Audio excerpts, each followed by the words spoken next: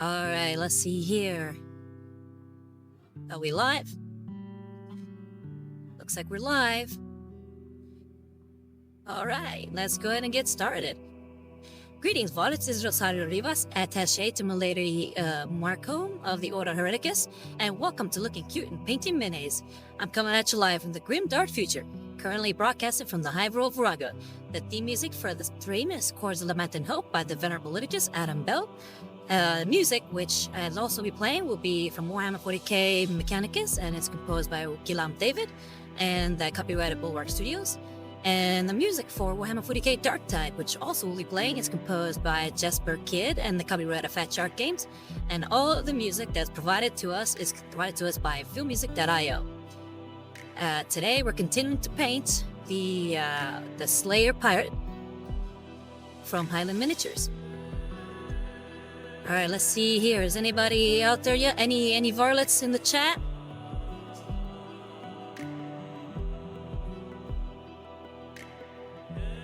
Okay, so far it's just me, myself, and I. But that's okay. We can get started. Make sure that the music will run smoothly.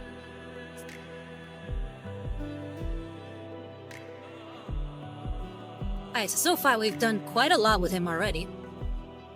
I really hope we can get finished with him today. But we'll see. Alright, so we'll get started with... I'm thinking about doing some more, what's it called? Cantor Blue on his pants. I feel like they're a little too dark and dull. So I might go ahead and maybe, what's it called? Dry brush some more, Cantor Blue on there just to get a little bit more variety and texture. Like I said, it looks a little too dark.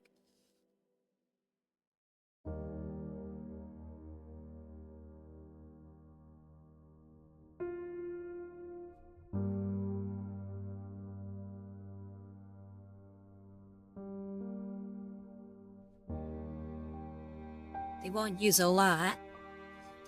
And like I said, we'll be dry brushing, so we'll be using Citadel's dry brush.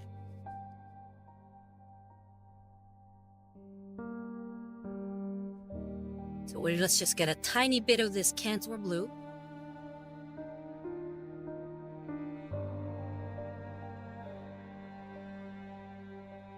Just want to add a little bit more variety to the pants. Try not to get too much on there.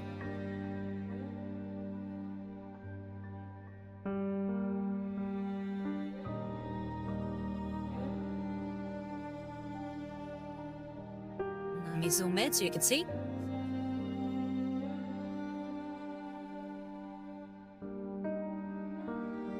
I already feel like it's coming out a little lighter.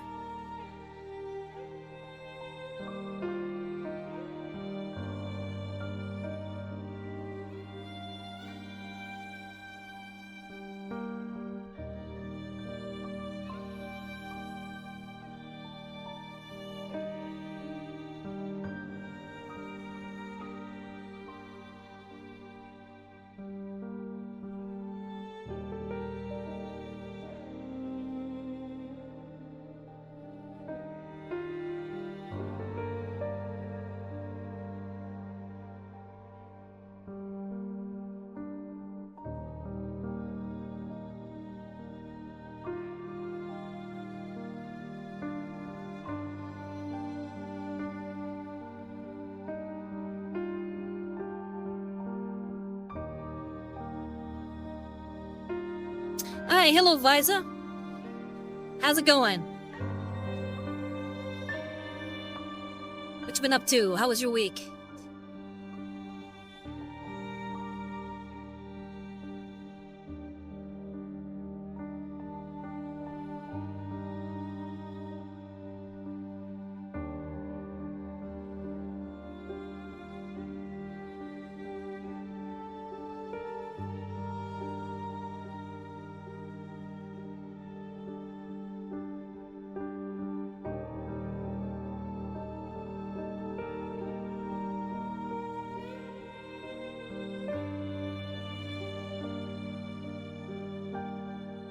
He said, interesting to say the least. Found out that having to work in an area of exposed carpet glue is like literal flytrap. What do you mean?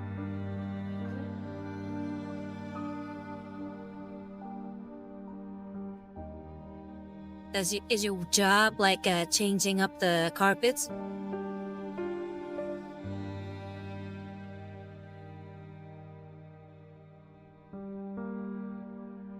Said had a water leak at work and they had to pull all the carpet. Oh, that sucks.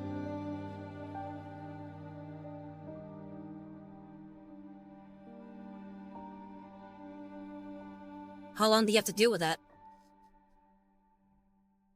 I think we're done with dry brushing with that for a little while. Let's go ahead and clean that up.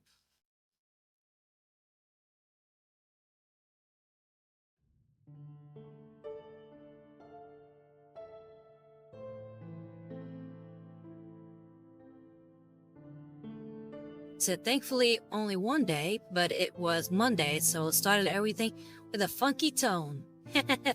Yeah, but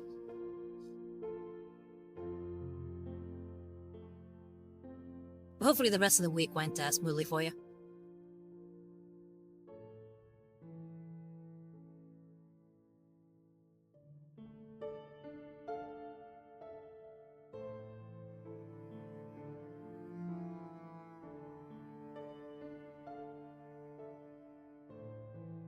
Dry brush is still a little covered in paint, so I'm trying to get as much out of there as possible.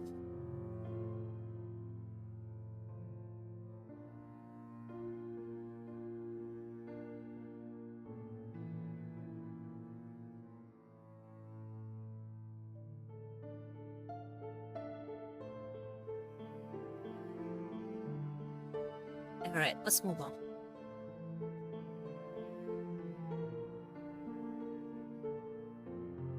Where's that deepkin flesh? So we're gonna try to dry brush deepkin flesh now onto the pants.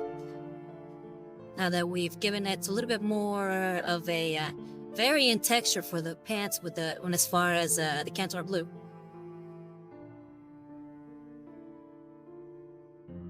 Let's do the same for the white, which is deepkin flesh, the one we used.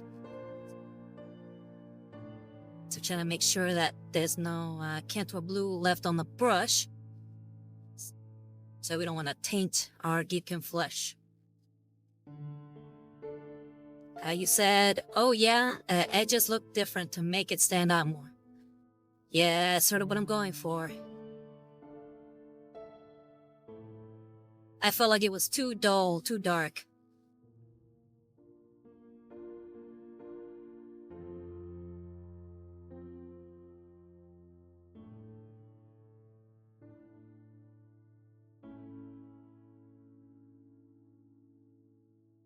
It's a little difficult because we're trying to get to these parts here at the pants. And I know I'm gonna smear it with other parts that I don't want to smear.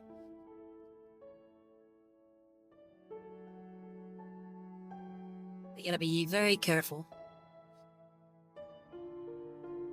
Yeah, she used a different brush.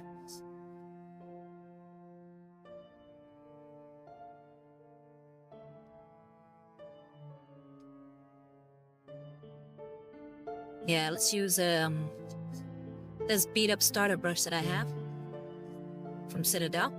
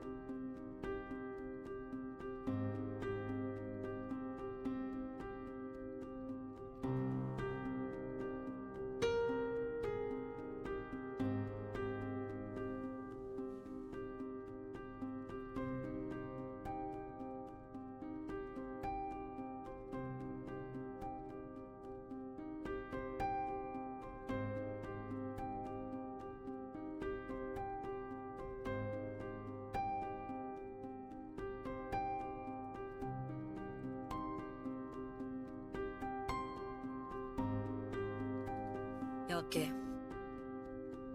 Alright, we're done with that.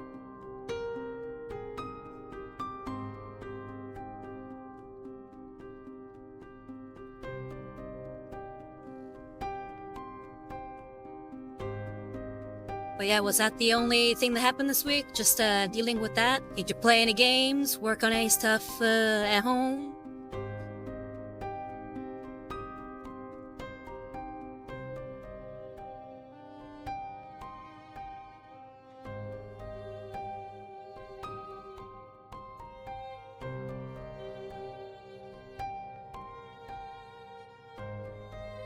Okay, right now I'm still cleaning up the dry brush.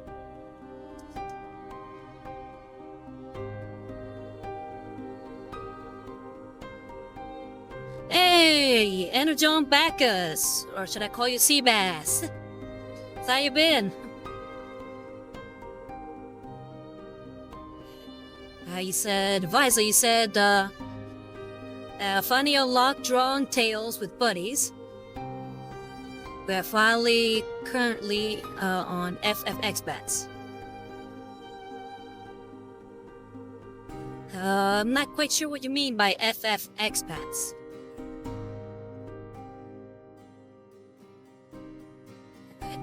And Energon, you said, yeah, it's me, lol. Yeah, I remember that being your name on Instagram. So when I saw you switched, yeah,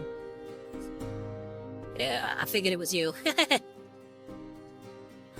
And said, and good, finally made a Twitch for streaming. Yeah, I subscribed to you, so just let me know when you're on. I want to check out what you do. And Advisor, you said Final Fantasy 14 expansions. Ah, okay, gotcha.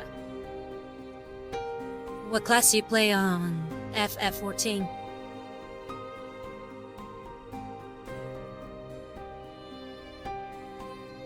Yeah, it was me.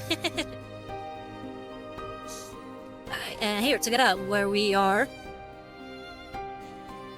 I just did some dry brushing on the pants just to get a little bit more varying, I guess, degrees of color on the pants. Now we're gonna move on. I gotta start highlighting things, so I'm gonna start highlighting the belt. And for that, we're gonna use Mechanicus Standard Gray. And Vajji says Sage is my highest right now. Okay, and then what race do you play? So you're just like the wizard, right? I say do magic. I'm not too spun up on the different classes of Final Fantasy 14. We're gonna be using the size 3 grabby.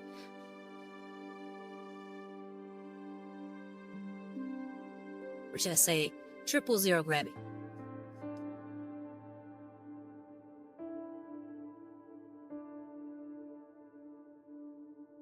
And Visa, you said fancy healer and cat things. Miko Doe, I think, is their name. Okay, the cat girls, right?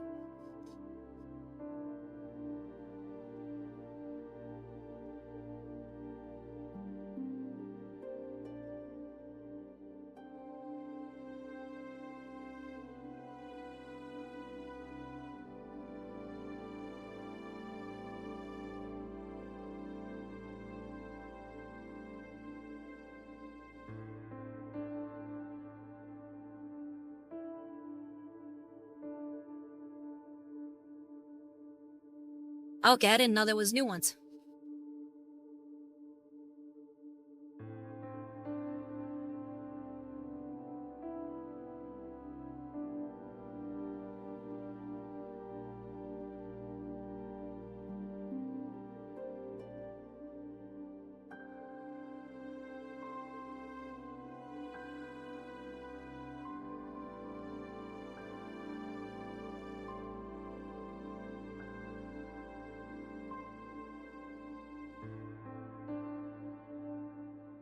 Alright, that belt's already starting to stand out.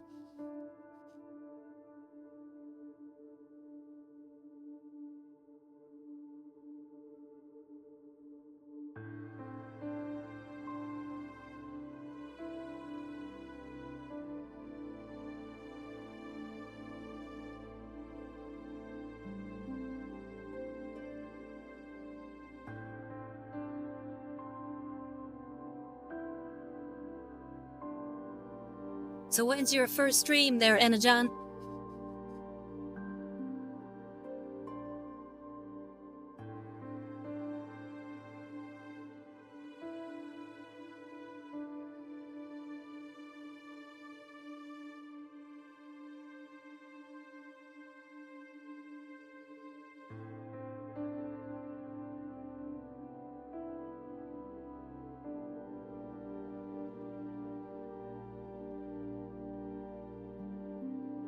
Oh, whichever one you prefer, I'll use that one.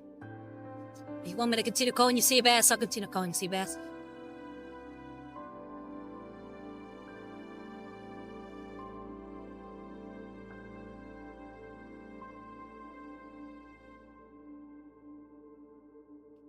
Alright, you said probably next Saturday if I'm not busy. And he says Seabass, please and thank you. Okay, Seabass it is.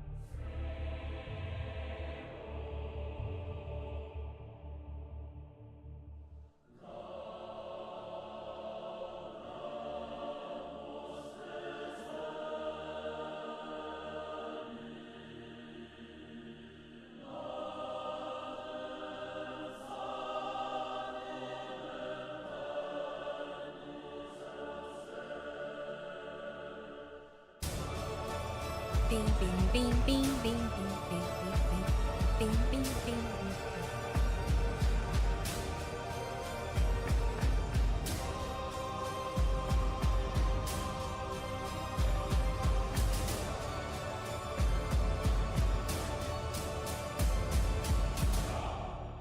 What?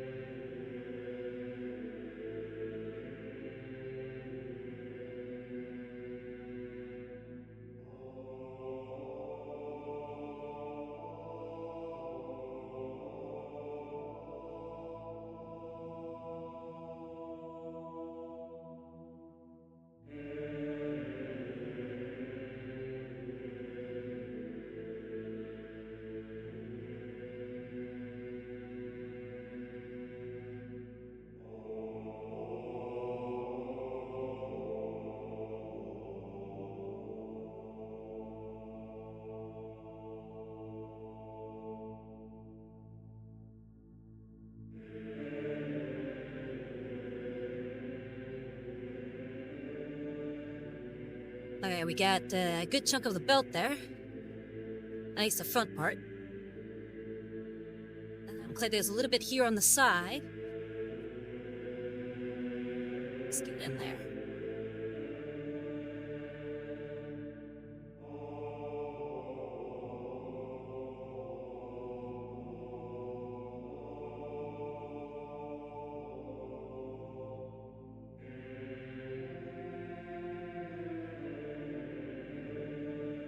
Downside to these more finer brushes is that the paint on it always dries so quickly.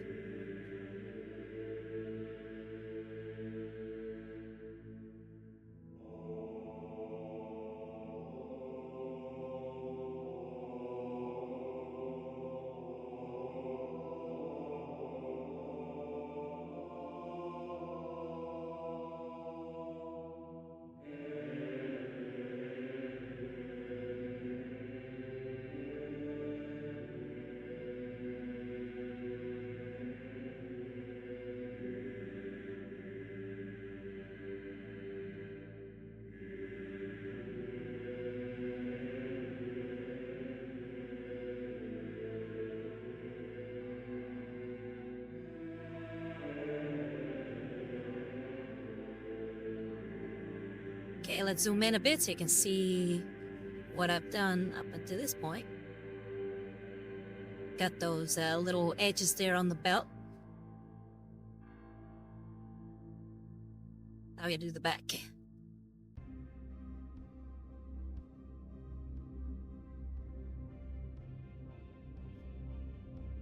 Hey, Fidijo, how's it going? Said you got good Wi-Fi, good connections, and you're doing a little dance. Guessing everything's going well for you. You finally back home? How was the training?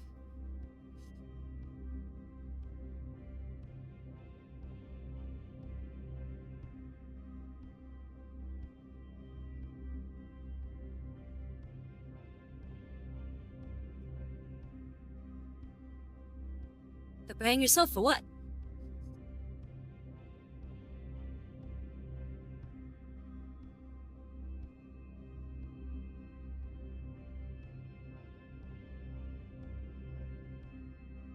Oh, you're leaving America in 2 days. Nice. How'd it go? How was the training in general? You were having some trouble with your roommates. Hopefully you learned a lot.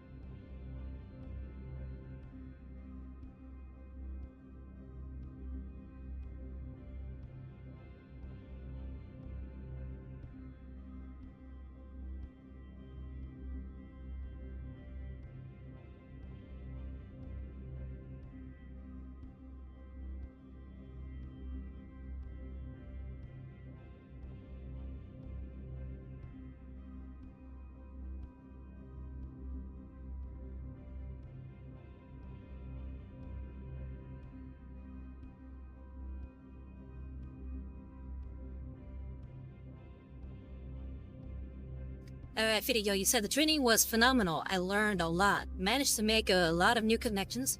Still have my coach's number if I need anything. And lost 5 kilograms and 40% body fat in 2 months. That's awesome.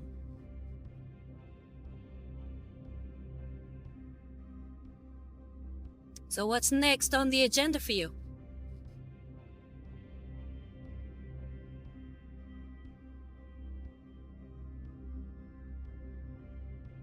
You said on the downside.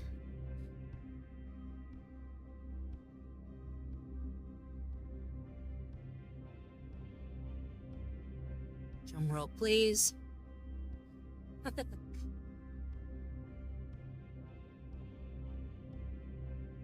I experienced a lot of surprising prejudice. What do you mean prejudice? What happened? If you don't want me to ask it.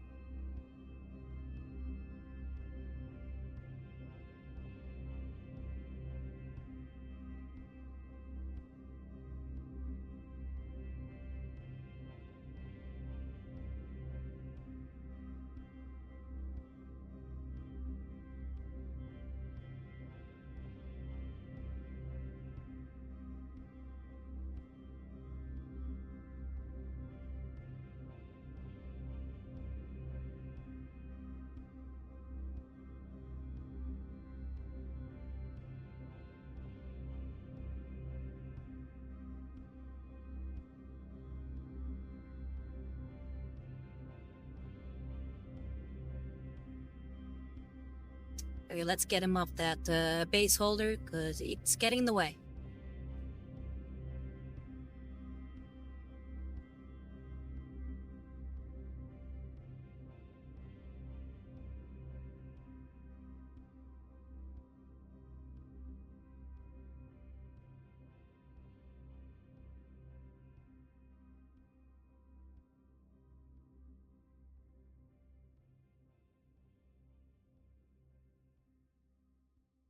Said a lot of Americans here did not greet me with open arms.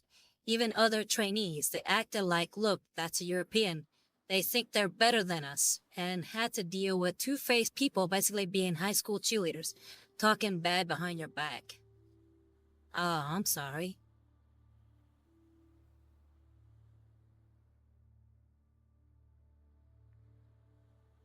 Yes, for as much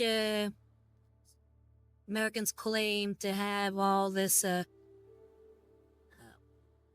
believing in diversity and being non-prejudicial, they come off very prejudicial.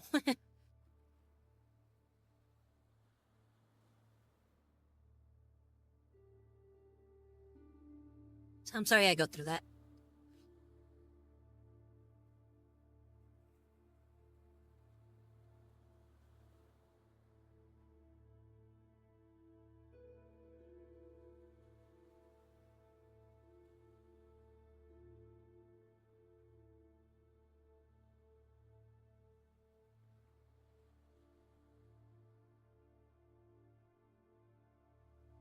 I said, yeah, as an American, we suck and I want to leave. Also, sorry to hear you having to deal with that. Yeah.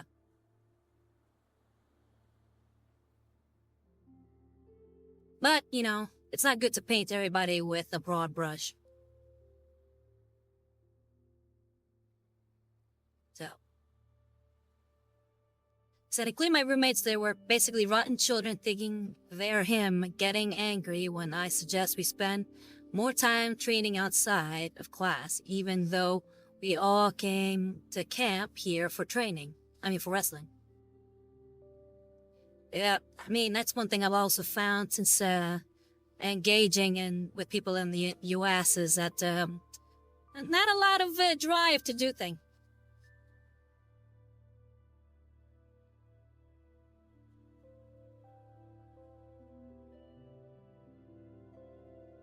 But again, no, stop painting people with a broad brush. That's not good. That's just equally as bad.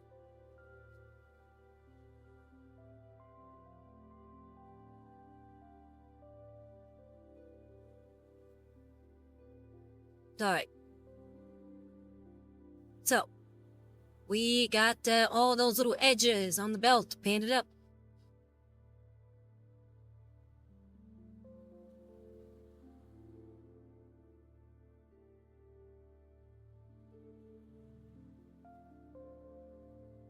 Alright, so next up...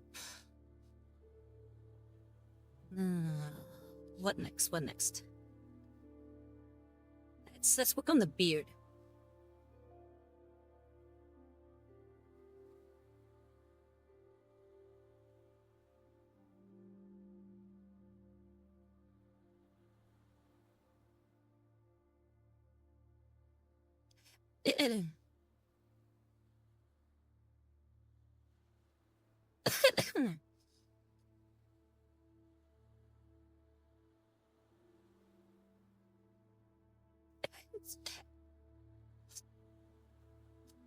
I'm sorry about that. So I went down the wrong pipe.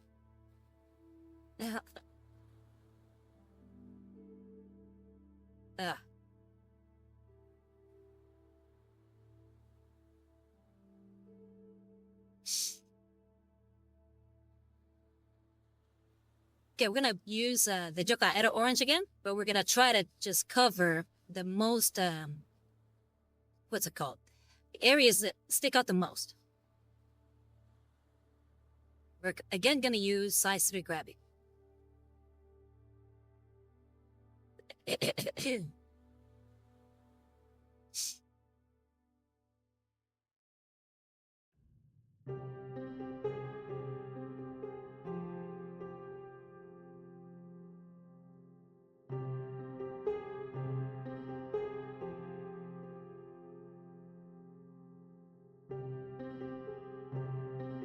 Alright, Fidio, you said them. Hey man, where the fuck have you been all day? You were cleaning and needed your help. Me, I was at the gym with a shitty bus system because I'm preparing myself for lessons. It is not uncommon as you think if you ever went to a gym before. Not to mention, you guys never told me you'd go clean anything. And they start accusing shit again with the whole, well, you are not in Europe, etc. Oh, I'm sorry. Yeah, it definitely sounds terrible.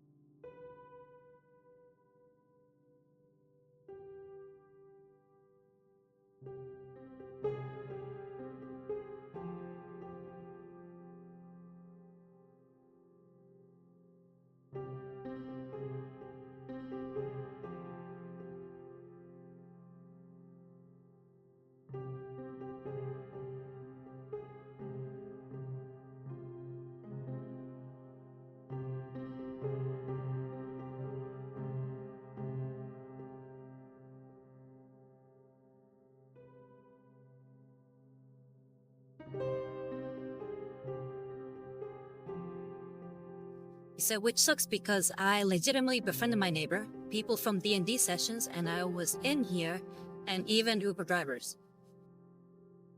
It's just the people you have to be around with. They're being assholes. Yeah, I'm really sorry to hear that. Yeah, roommates can suck sometimes. That's why I don't like having roommates that I don't know well.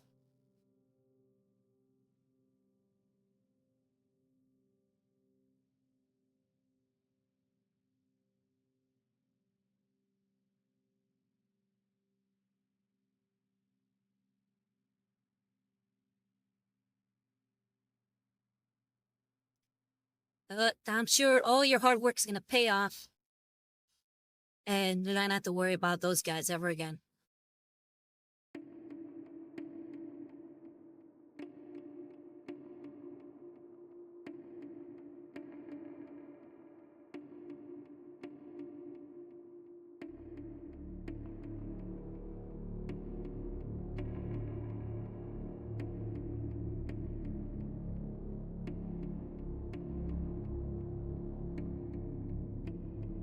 Said at least I can say Karma's a bitch because on the day they left, their car broke down and needed to be pulled away.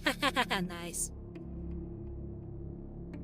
That would have to happen to have been sabotage on your part, would it?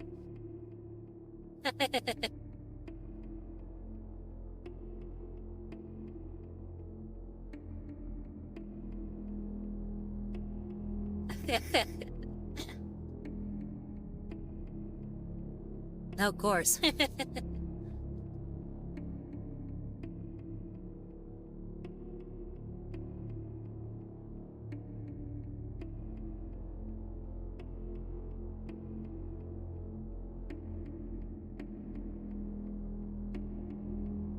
I think the beard is looking a lot more varied in tone. So it's looking pretty good. Okay. Nice emoji there, I feel you.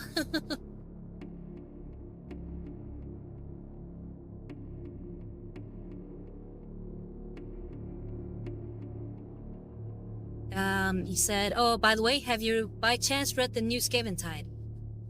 I know that there's a Tide box with a new Skaven, and I think it comes with Stormcast Eternals, but I haven't heard of a book or anything like that.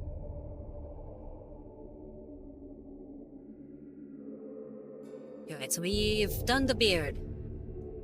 Let's move on.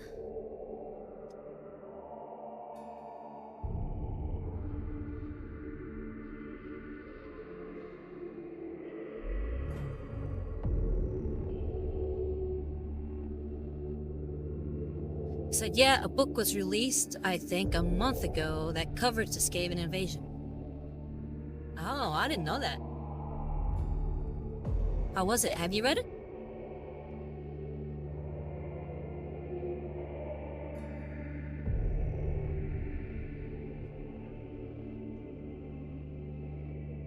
Yeah, because the last books I read were one about the Gene Stealers, and it was called Day of Ascension. That was really good. I read the... Oh, let me see what you said here. And GW did another Who Do You Want to See Win poll, similar to the Tyranids one for the 10th edition. Oh, I don't think I've seen that either. What was the results of the poll? And yeah, like I said, I read the Day of Ascension, which is about the Gene Stealers, and it's actually set on Forge World, so it's Gene Stealers versus Mechanicus. And I read the latest Vargantua crime series, which was Once a Killer. What else? I also read the Drekkie Flint novel from Age of Sigmar. I forget the name of that one. Hey, I got it visible somewhere. I think it's the Arcanauts Oath? Yeah, I think that's it. By Guy Haley. Those are the last ones I read. And yes, of course you read a Mechanicus book. In my defense, I didn't know Mechanicus was part of it. I had heard that it was primarily a book based on the Gene Stealer's perspective, and I was very curious of what that was like, so I got the book. Then, when reading it, I found out it starred Mechanicus. I'm gonna say Skaven. We said, guess who won the poll?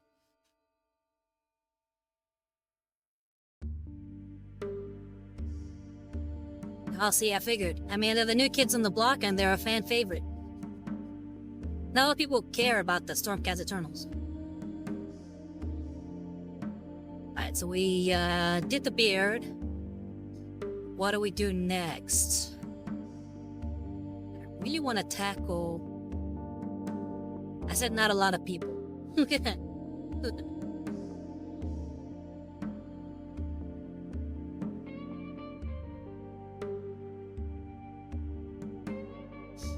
You have Stormcast Eternals? At least miniatures? What to tackle? Let's go ahead and tackle the Stormhost Silver on the weapons and the buckles. And you said you hate the Skaven since fantasy. Why do you hate them? Is it just because they're evil, or is there a specific reason you hate the Skaven? Like how they play, or you just don't find them interesting, I mean?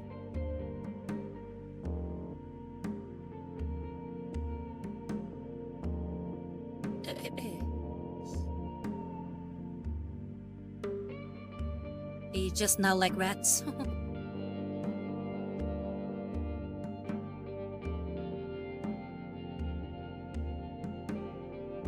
Okay, we're gonna use Stormhost Silver. And again, we're gonna use the 000 Gravity.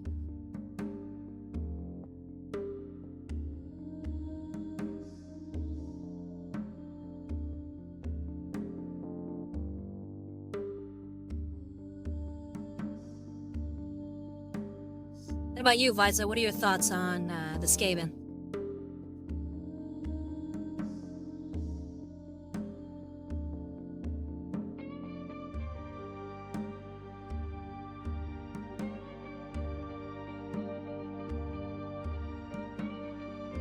Make sure my elbows are tucked in tight.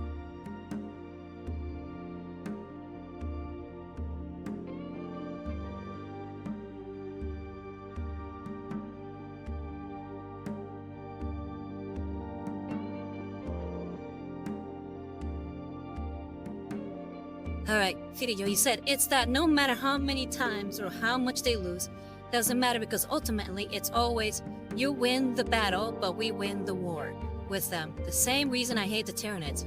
They're just too powerful, or a force with literal countless numbers that ultimately can't lose ever for good. Ah, interesting. He said, Visa, no, not a fan of rats. They have some designs that look cool, but I find myself always thinking, if they weren't rats, it would be a ton cooler. What would you prefer them to be instead of rats?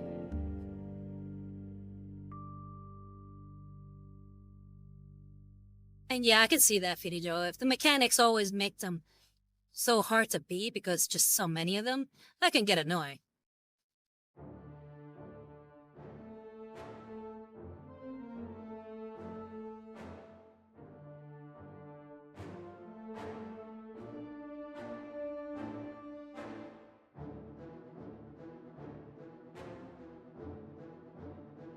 Well, like some other creatureland? I don't know. Chihuahuas.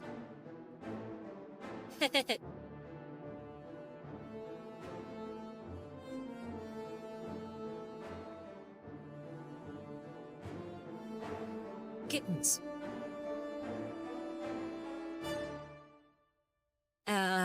Visa said, sounds less like mechanics and more the Mary Sue / Marty Stu problem. So they're never really loons.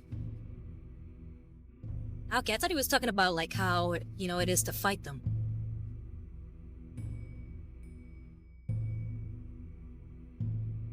You might be right. Only one person can tell us what they meant. Firijo, weigh in, please.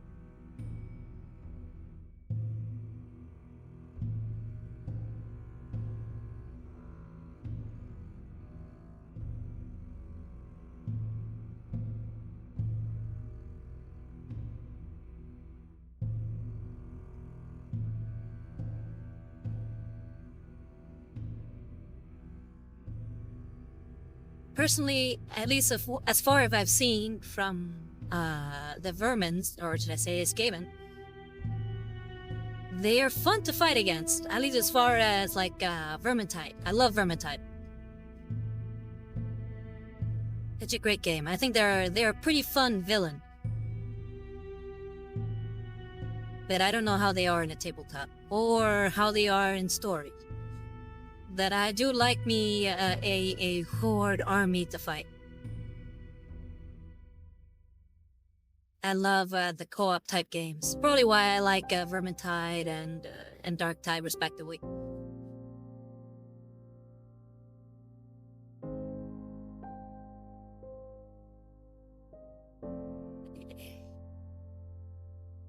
Video, you said, like for instance with the Tyranids, they have perfect evolutionary ability. Their deaths only make them stronger through eating biomass. They can rip apart Terminators and sometimes even Custodians with ease.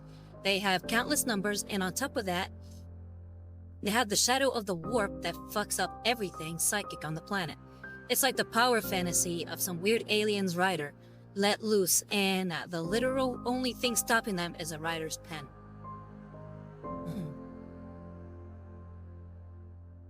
I could see how that could be frustrating.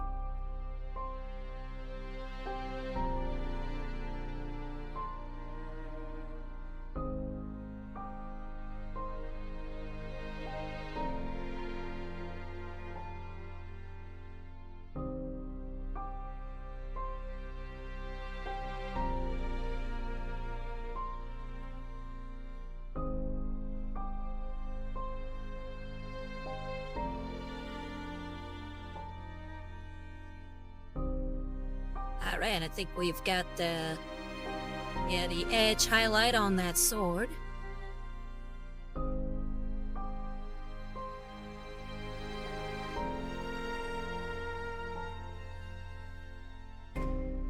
Let's go ahead and get started on the guns.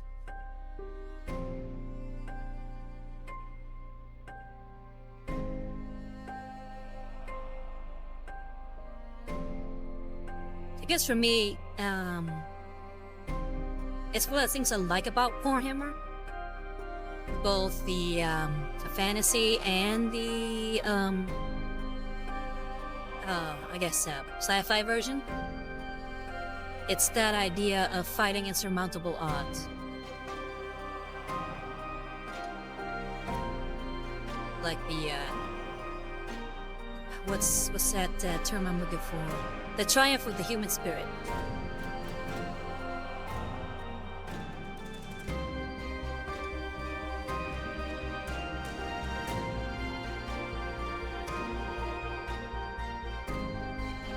So I like the idea of fighting something so massive that there might be no way to defeat it. But may we pull it off at the end. It's that little bit of hope.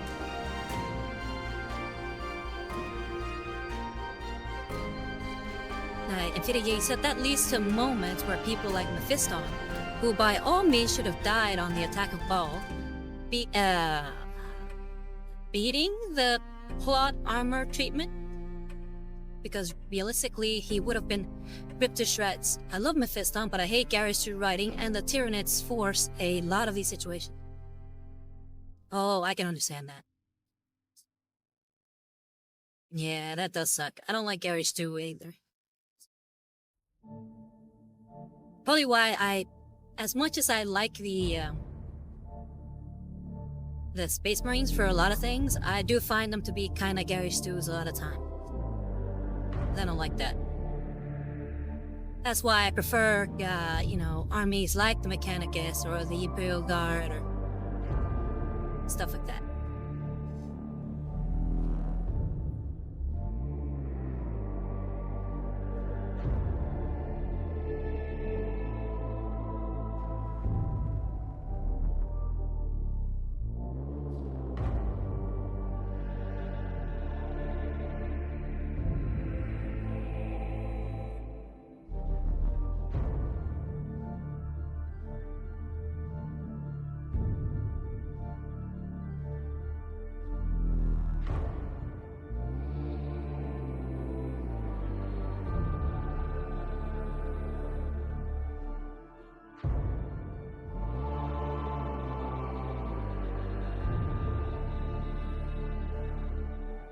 Yeah, I guess I like overpowered enemies, but not overpowered characters. Because again, it's that whole triumph against all odds. But you also don't want to make it too insurmountable that it just becomes ridiculous at this point. It's like there's no way anybody would win. It's a fine line.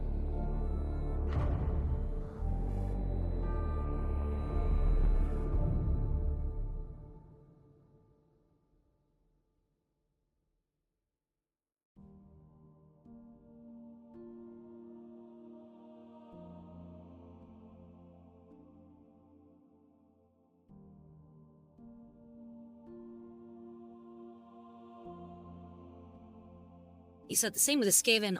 The only thing stopping them from literally just killing everything is the writer's pen and them going Skaven, kill, and betray each other constantly. I've heard the same thing about the orcs. Would you put the orcs in the same category?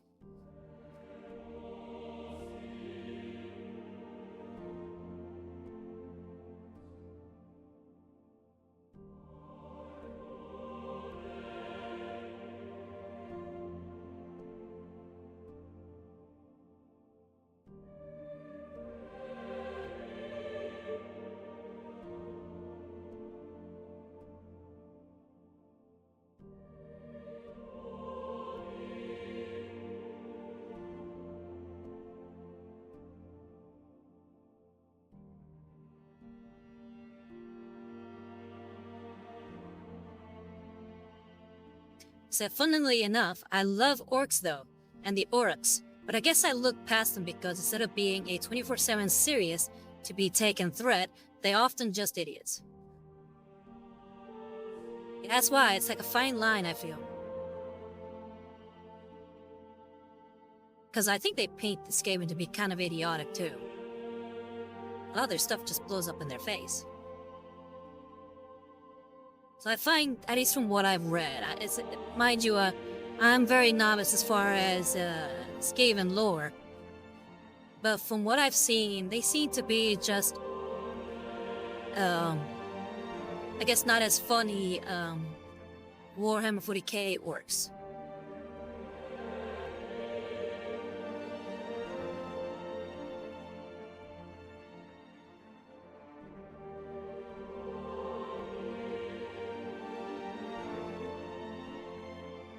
It seemed to be kind of like a Saturday morning cartoon villainy.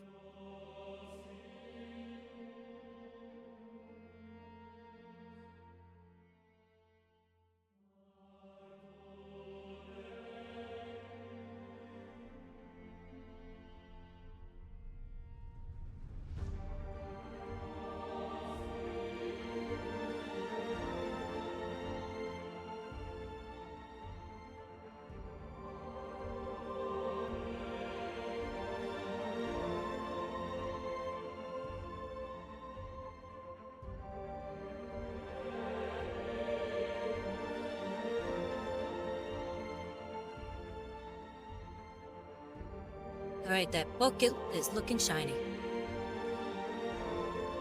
Why did I say it so weird? Buckle. Buckle.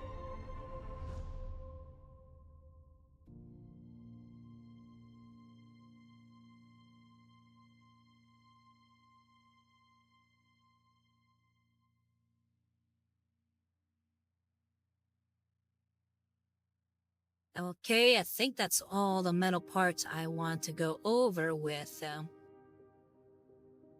the Stormhold Silver.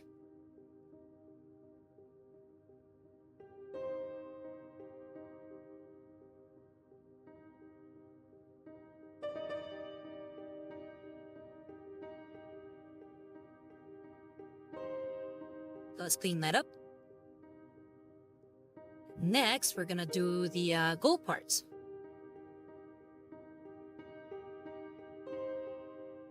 He says Skaven are idiotic too, but as you say, it's the fine thread of just being so mischievous that they just sabotage themselves in funny moments. And then having orcs actually being so just ludicrously stupid that their smartest scientists is actually called Orchimedes. Ah, I didn't know that about the orcs. Is that in 40k or in fantasy? I don't think I ever heard of Orchimedes.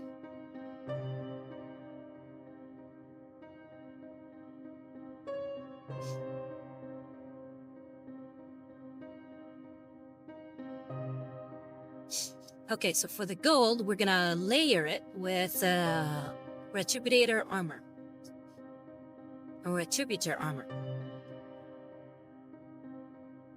So 40k, orcs equals 40k, orcs equals fantasy. Yeah, I always have a hard time with that one.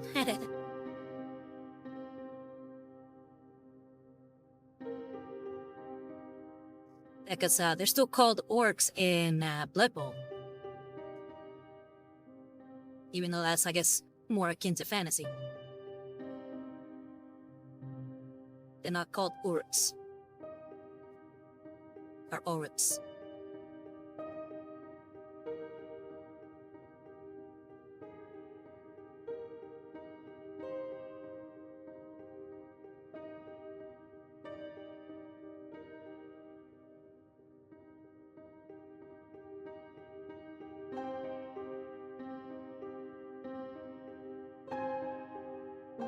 Make sure I'm in camera. Let's get started.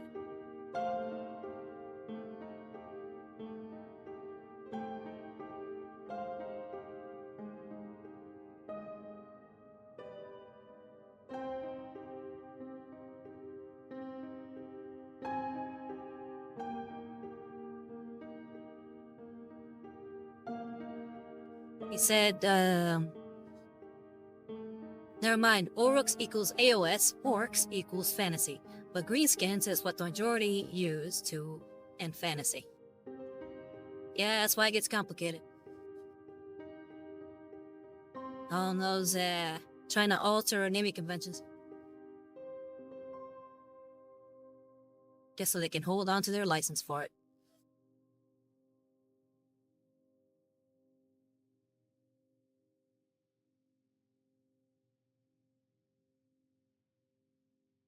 And I just realized I need to go back to the Mechanicus standard gray to get that part of his handle.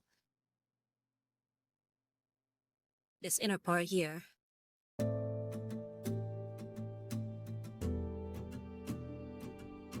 And Fidia, you said gotta dodge those token suing shots. Yeah, for sure.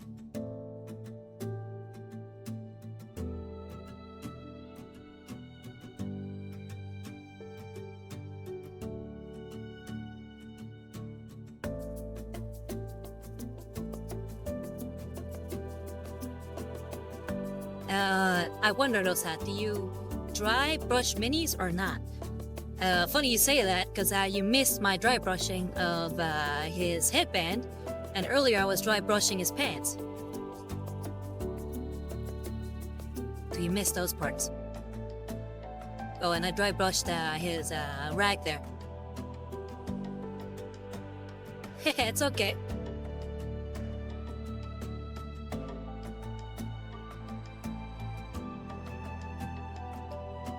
Yeah, I'm surprised you had such bad connection in Orlando. Must have just been your, apartment or something. Alright, but those bracelets are looking really good. So let's move on to the hilt of the sword. I should get some more gold. Or retributor armor.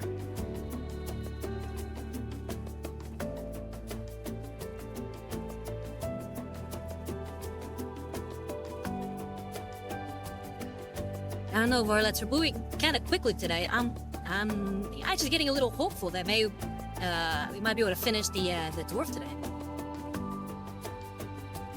That would be something.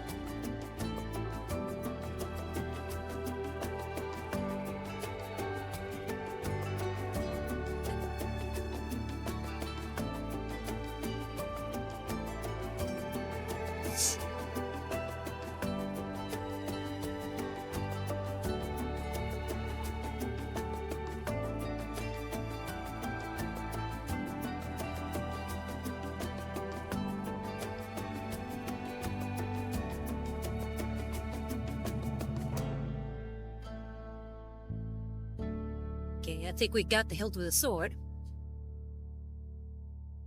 Next up, the rings on his beard. Go ahead and wet the brush a bit. Let's get some more gold on here.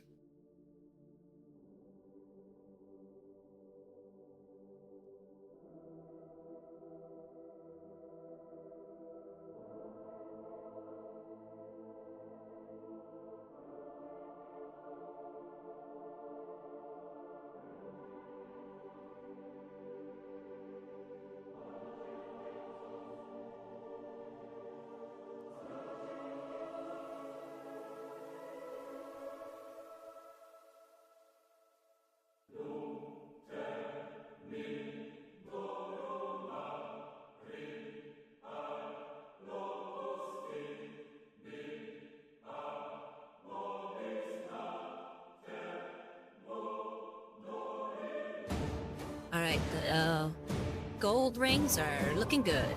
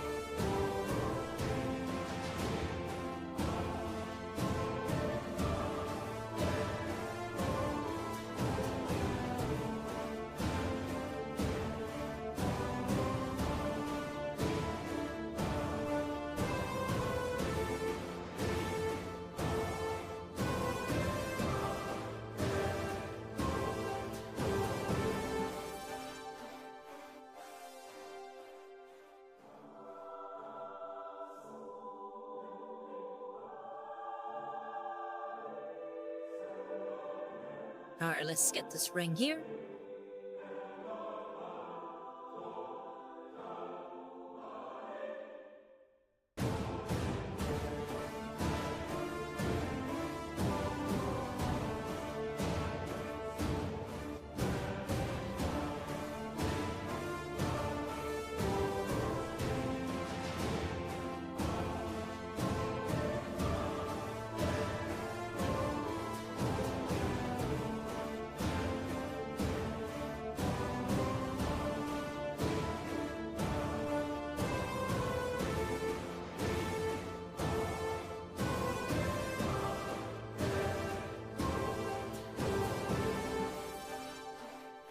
Now that gun is looking extra shiny. Now for the one in his belt. I think we should be done with all the gold parts.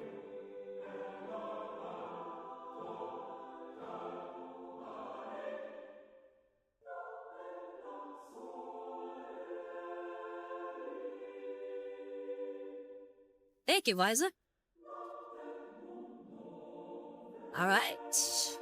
Yeah, I'm happy with that. Moving on. Cleaning off the brush, and I gotta decide what to color next. We've gone through the metals.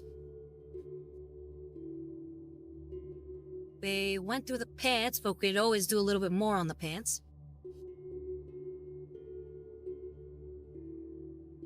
I want to start working on the bandana. So let's try that. I'm gonna try something here. I'm gonna try to use the Evil Sun Scarlet for the bandanas, but I'm gonna use it very lightly, so it's gonna be very watered down, and try to hit those edges. Yeah, clean up the brush a bit more.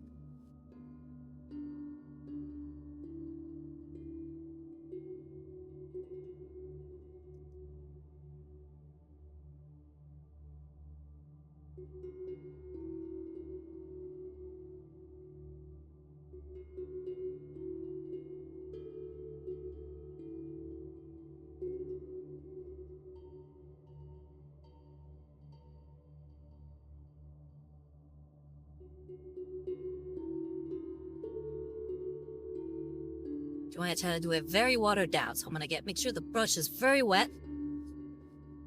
Get a tiny bit of this USL Scarlet.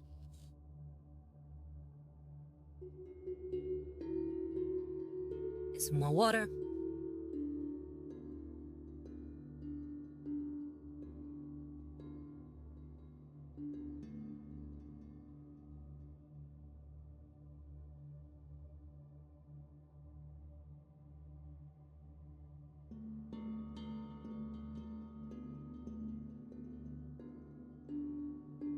Let's see if this works.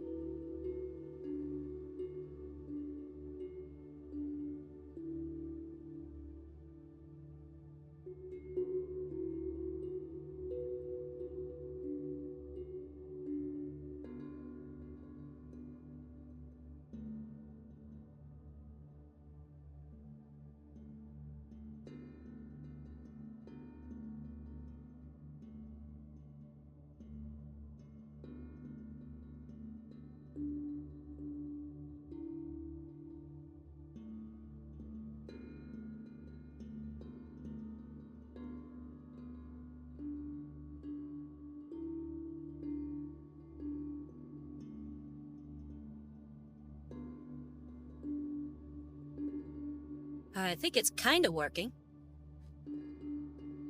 Those edges are looking a little brighter.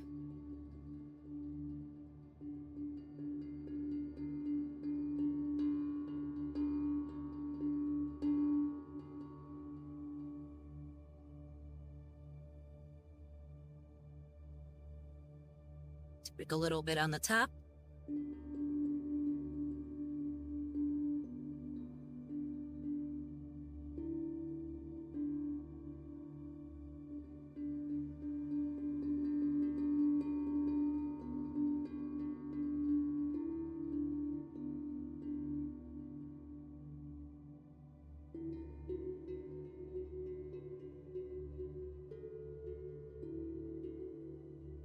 Let's try a little bit more.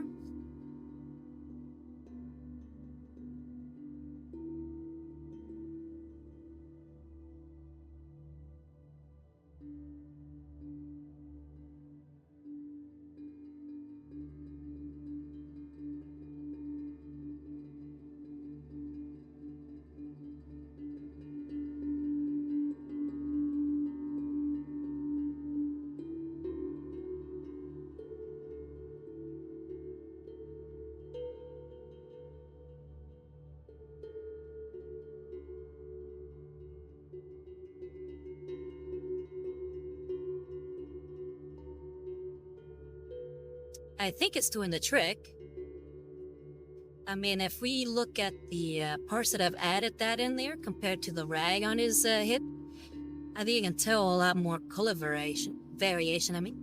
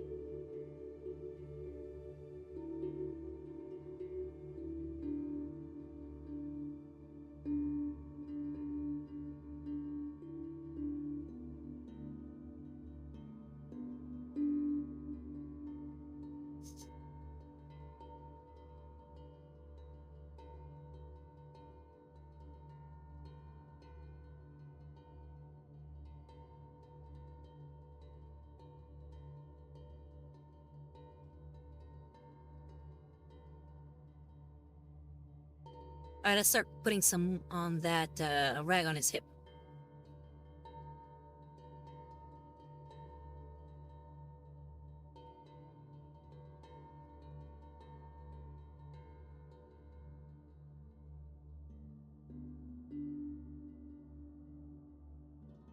I think I added too much.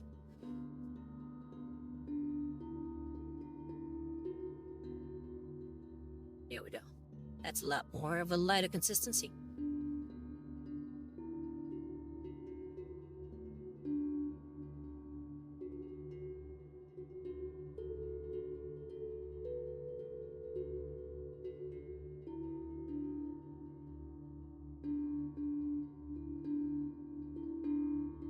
Oh, Fidijo, you said, by the way, Rosa, I did buy 2 new books. Oh, nice. Which ones?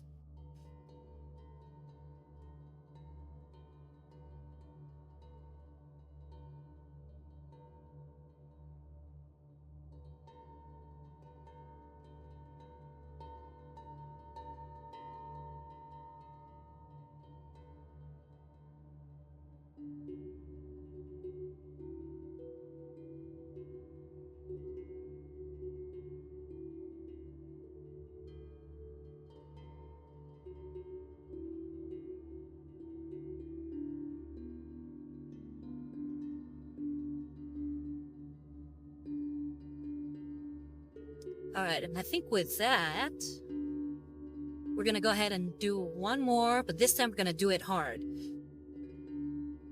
Gonna get that color a little bit deeper, a little bit richer.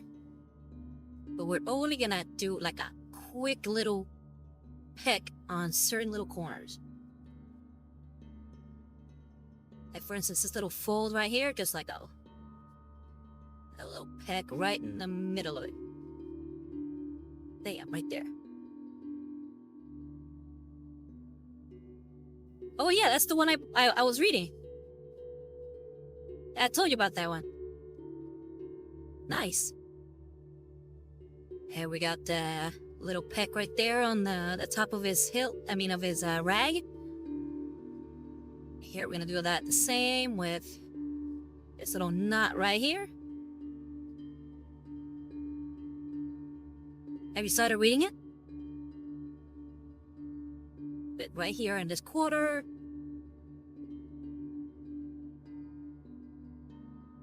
Very cool. What's the other one you bought? And did you start reading that one? Oh, you said you'll read it in Switzerland. Okay, gotcha. What was the other one?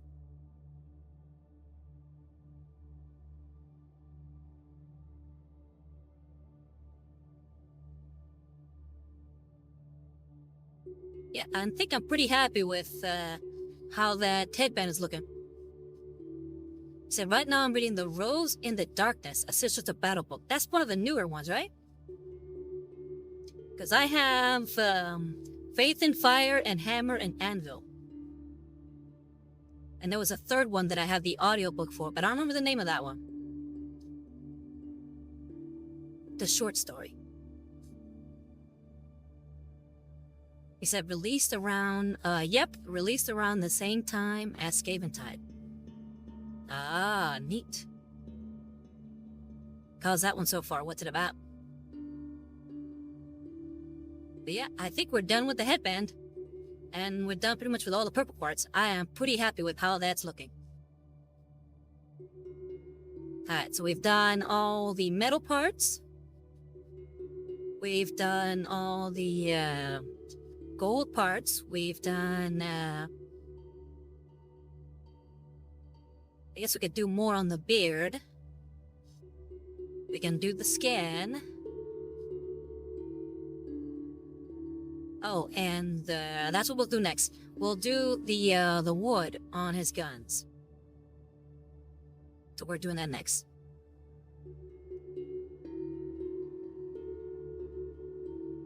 So let's clean up the brush.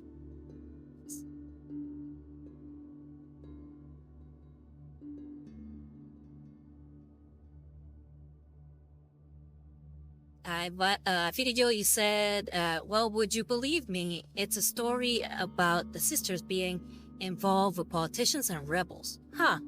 But underneath it all, chain stealers. Oh wow, really? Politics? Well, the third one that I mentioned, which name I forget. I really wish I could remember what it was called. That was really good. That one was also a little political too.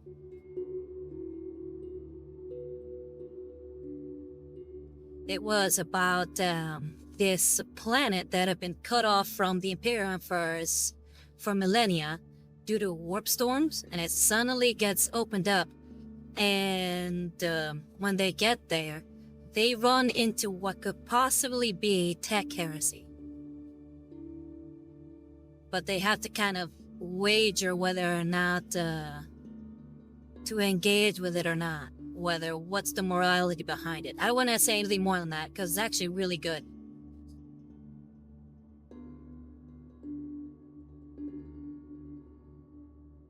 And let me see if I can look up that one. No, it wasn't a Tau origin story.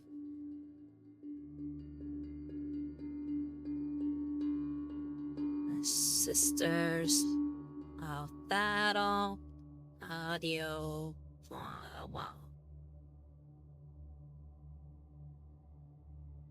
There we go. Red and Black. That's the one. That's what it was called. It's by James Swallow. It was the third one of his Sisters of Battle series, but that one went straight to audio, and there was no book made of it.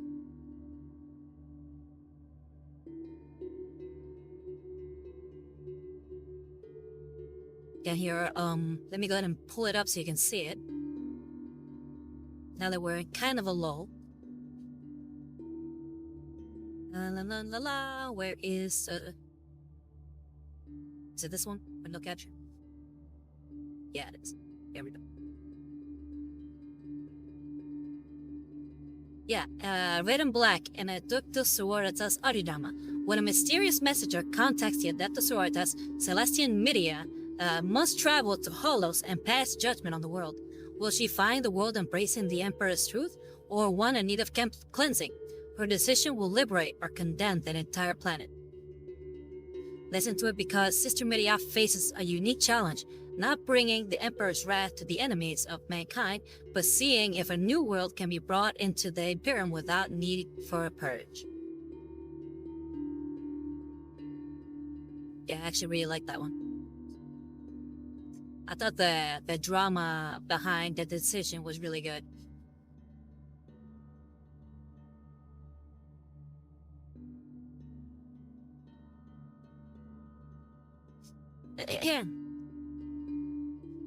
Video, you said Harry Potter fans? Lol. Look at these Lord of the Rings fans. Only 3 books. They're so simple-minded. Readers compared to us with our 6 books, meanwhile Warhammer fans. Yeah, I know, right?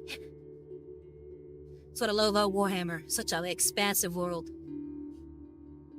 Alright, so we're done with the purple. Let's go ahead and... What did I say I was gonna do? Oh yeah, the wood.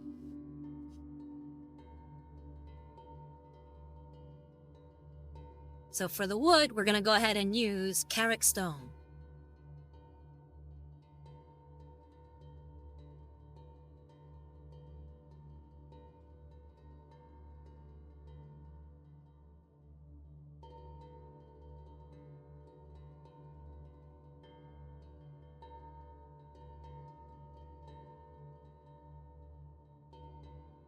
Video, you said, I also read Ruin Storm not too long ago. I don't know that one. That sounds like, what's it called? Sigmar. Age of Sigmar. Am I right in that?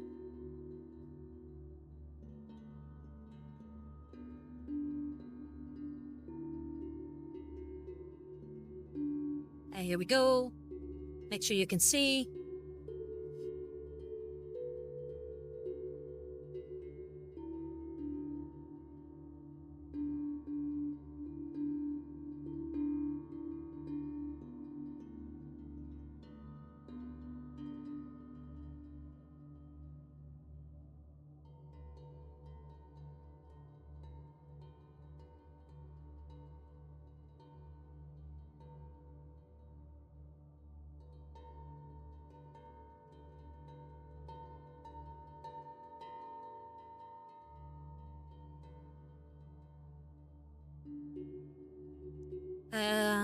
Bobby G, the Lion, and Sanguinius travel from Macragge to Terra after finding out the Emperor still lives with Conrad as their prisoner. The Emperor is a prisoner of Conrad? I don't think I've heard of that one.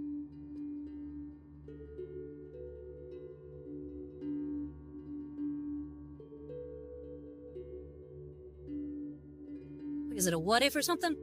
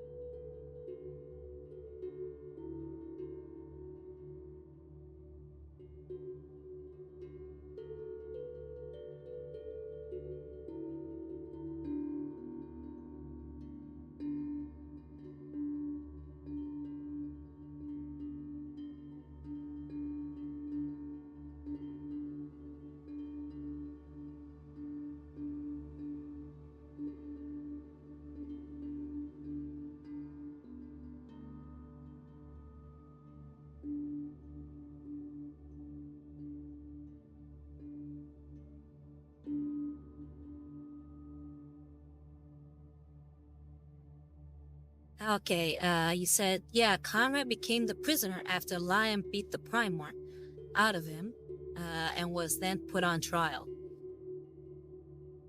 They had to take him with them because Conrad could see past the ruin storm. Okay, so it's a Horus Heresy book. Got me a little confused there because you said that Conrad had the Emperor.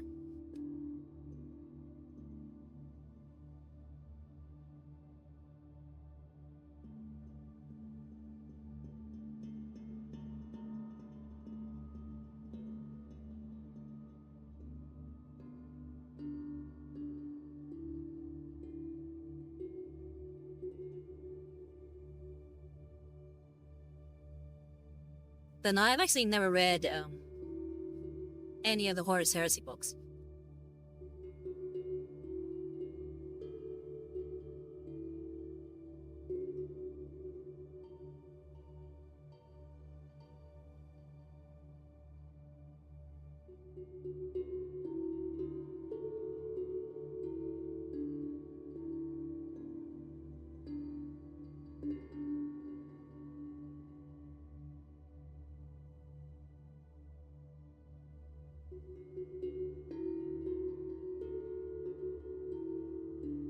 He said, what I love about Ruinstorm is that it's there where the line starts to change. Change how?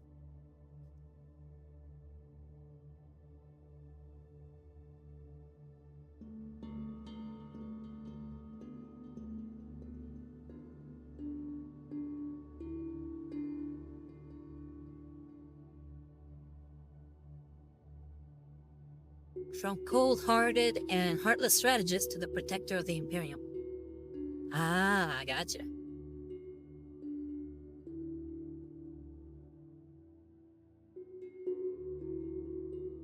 Yeah, I think I might have told you once my feelings towards the Horus Heresy books.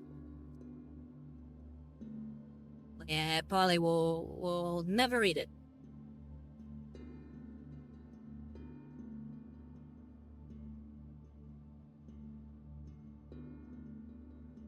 He said it was basically the first steps that led to his portrayal in Son of the Forest. Oh, neat.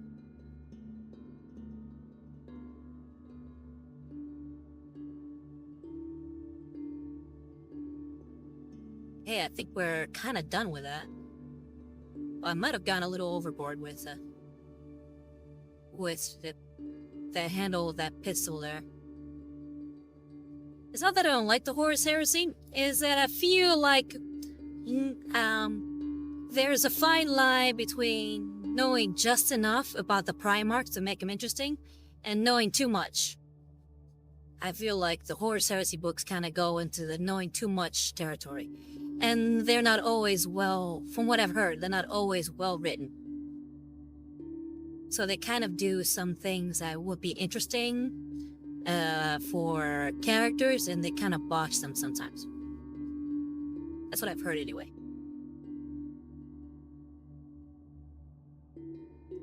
Let's see if I can reach my other colors, because I'm gonna have to fix a little bit of the mistake there. Is that it? Please tell me that's it. Nope, not it. But maybe I can use this to fix it. You said, to be frank, Warhammer books in general can be a coin toss, be it Horus Heresy, Fantasy, AOS, and 40k. Oh yeah, for sure. Hasn't surprised me in the least. That's why I'm very selective with the books from Warhammer 40k that I read.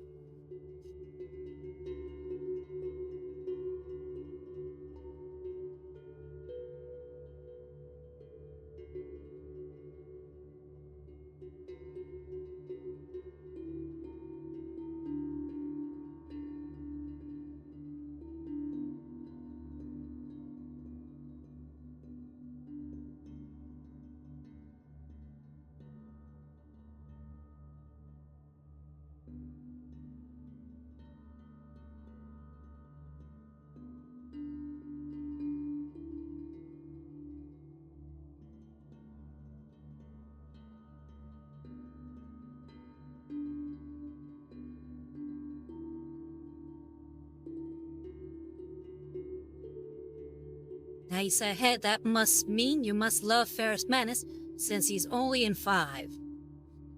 Actually, I think he's one of the ones that got done dirty the most.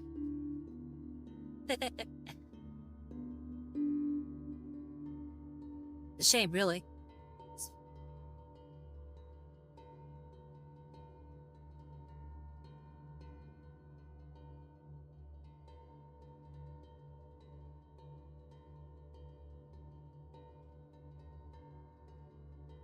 Yeah, I think this was a better idea.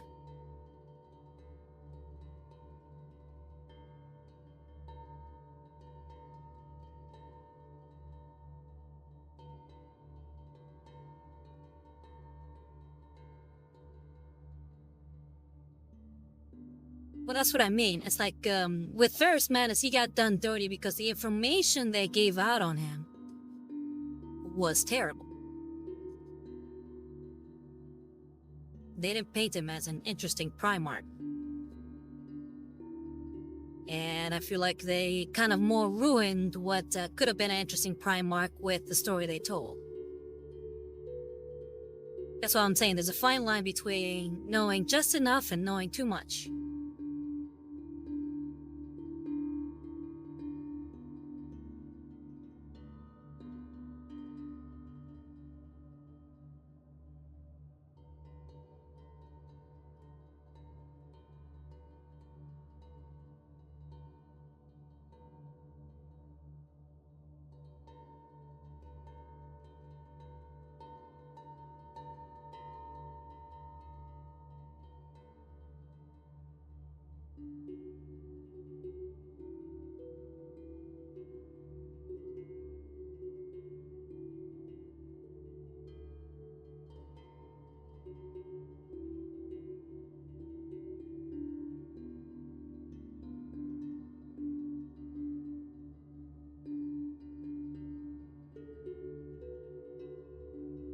Alright, video. You said, fun fact, did you know that Horus actually believed that Ferrus Manus would have been the biggest threat to his heresy? To the point he even believed that if Ferrus joined him, that he would have taken down Terra and the Emperor with almost no issues. I really doubt that. At least, from what how they portrayed him in the book. He's kind of like just an idiot.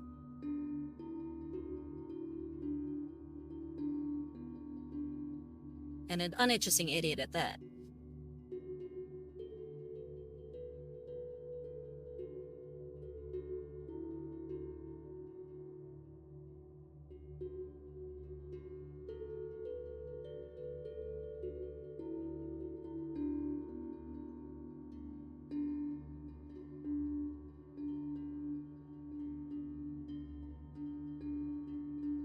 Alright, Tidio, you said it's literally what he himself said in the books. And see, that's what I mean. Like, that sentence doesn't make any sense with what we know of Ferrus Manus from his book.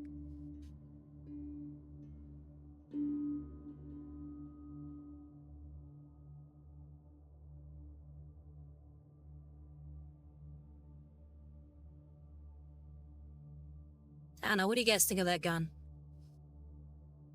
I'm not 100% on it.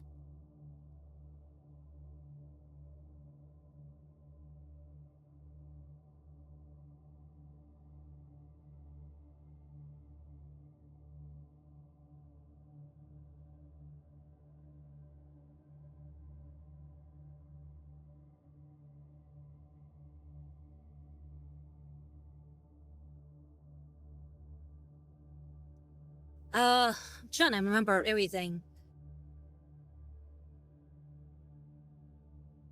I'm looking at mostly the handle. What do you think of a handle visor?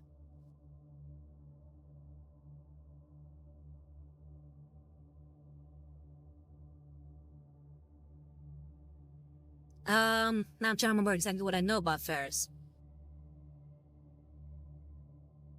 He's a hothead. Doesn't think clearly. Kind of just a charging maniac from what I remember. Not particularly deep as far as a character.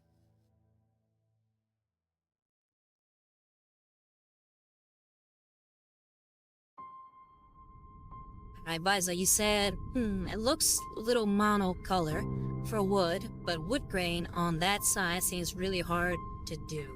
Yeah, that's what I was trying to do earlier, but I was not quite pulling it off.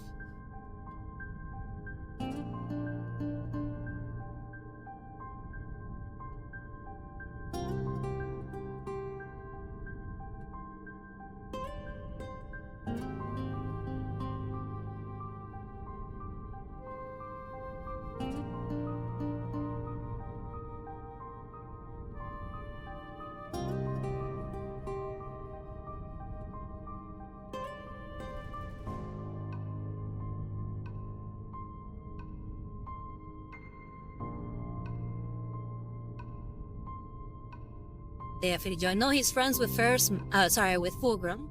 They make each other weapons.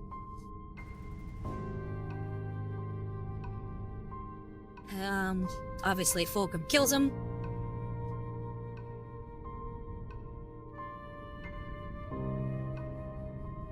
He didn't want his sons to be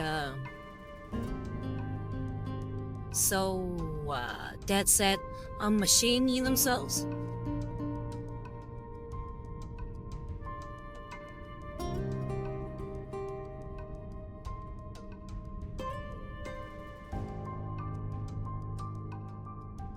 Stuff like that is what I know of him.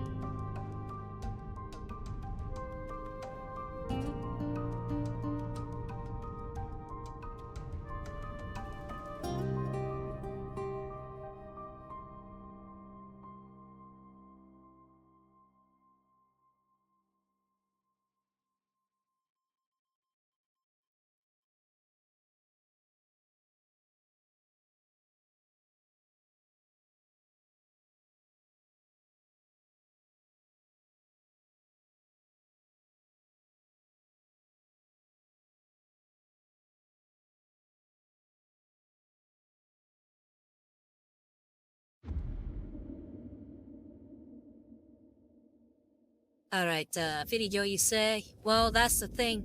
Is those things only after he was shook by Fulgrim's betrayal. Besides that, imagine the efficacy of Perturabo with the strength of Vulcan and all with the goal that he wants his sons to become the best version of themselves, kind of like Fulgrim, and all with the same determination as Dorn, who's portrayed to be a perfect general for war. But again, is that how he's portrayed in the books, or is that just like secondhand information from other characters?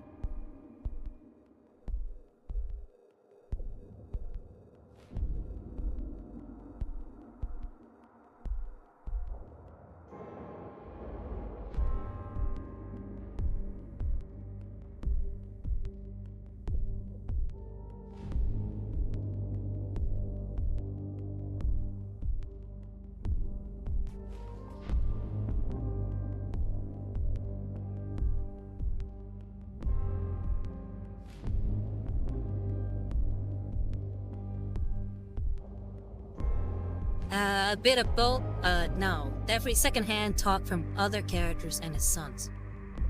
And I think that's the issue. Now that I think about it. That's what you said anyway.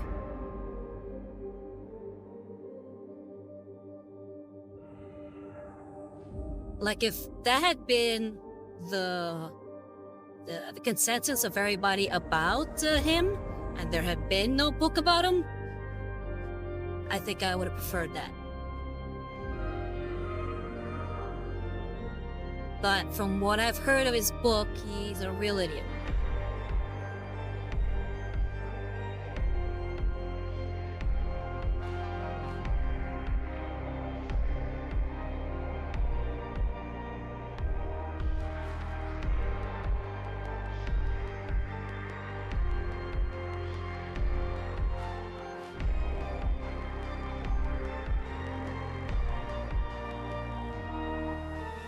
Video, hold on. Visor, you said a common writing forward. You have other characters sell someone as X and never get to actually show someone as X. In that video you said, yeah, it's a lot of X said this about Ferris. Even his own Primarch book puts half the light on the Emperor's children. Yeah, see, that's what I've heard too.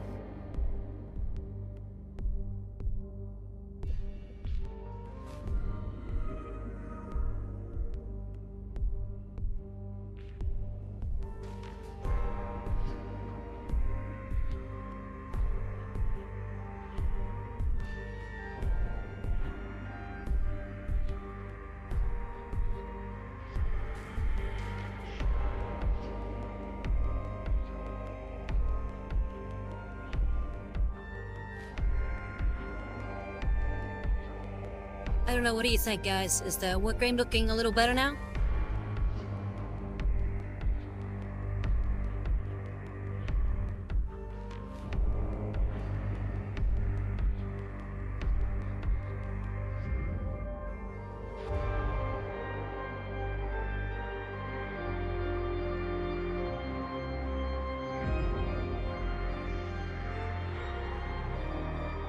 Firio, you said, I'm not the pro here, but it looks fine. And then Vazi said, yeah, I think it looks properly old and weathered. Yeah, I think it's looking pretty good now. I gotta fix a little bit of the gun here on his hip. I think it's looking a little too bright, so I'm gonna bring in some of the darker colors now.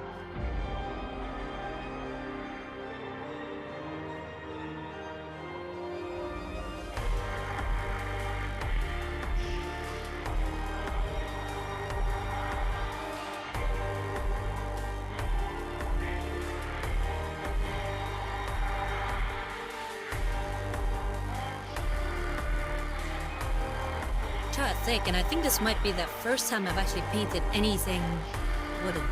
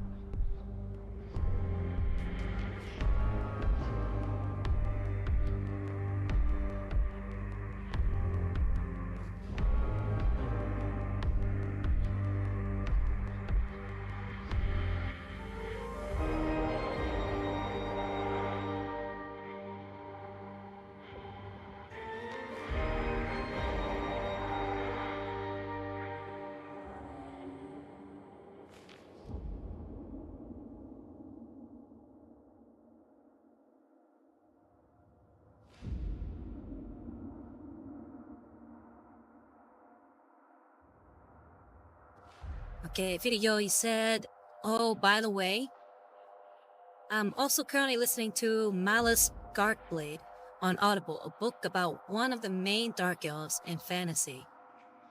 Yeah, he's the main general guy, right?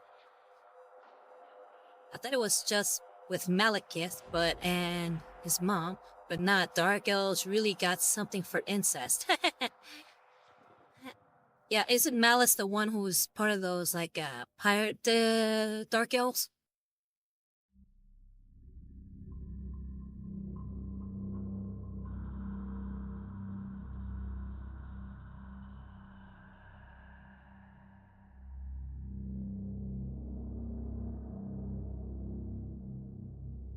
Alright, I think the guns are ready.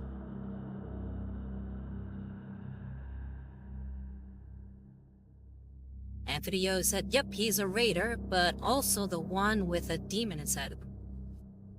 I haven't heard about one with a demon in him.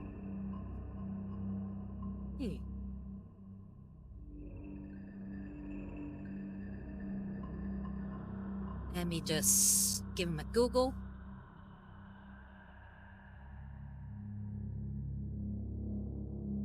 Malice Darkblade. Oh, okay. If I'm not mistaken, I've heard that he was a character that was inspired by Elric of Melniboné and The Witcher.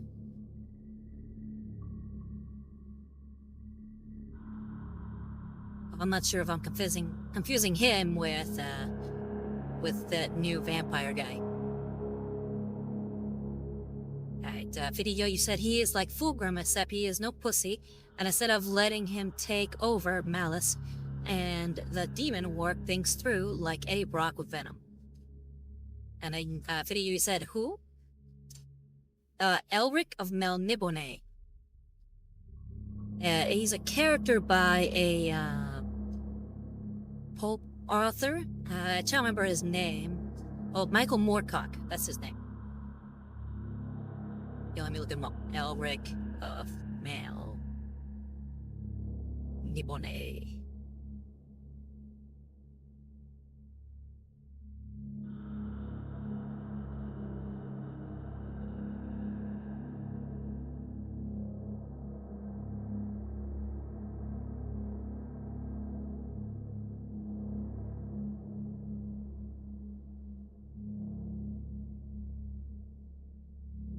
Alright, closing my camera.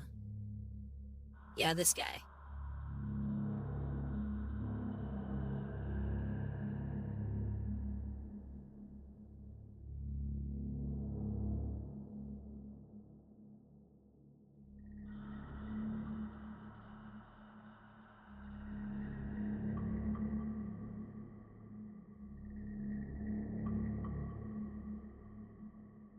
At video, you said I can definitely see the resemblance there. Yeah, the whole thing with this guy is he's got a demon sword, who he constantly has to feed its souls. He's trying not to, but it also, when he feeds its souls, it gives him strength. He said, and dude was created in 1961, so I had enough time for the inspiration to flow into Malice. The video, you said, okay, yeah.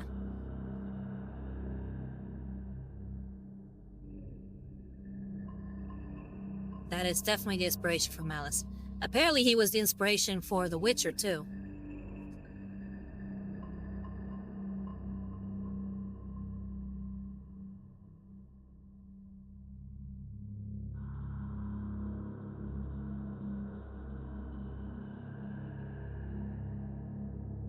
Okay, moving on.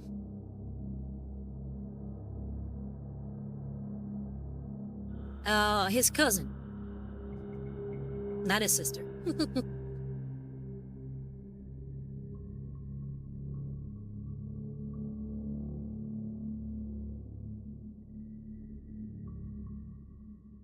Yeah. Beat all them royals.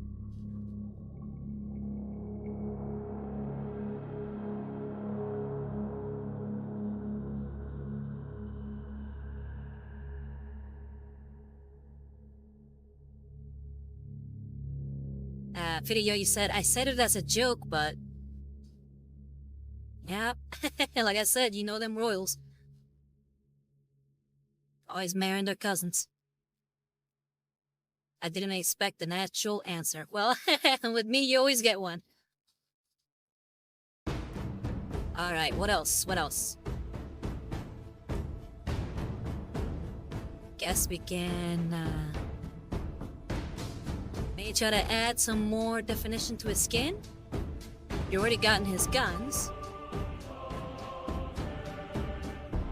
All the metal parts. And Video said gotta keep that bloodline pure. Yep, definitely.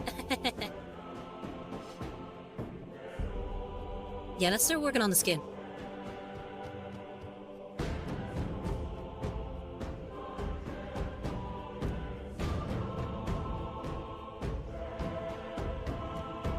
We're moving on to size 1 Grabby. Yeah, we're gonna be working with Cadian Flesh Tone.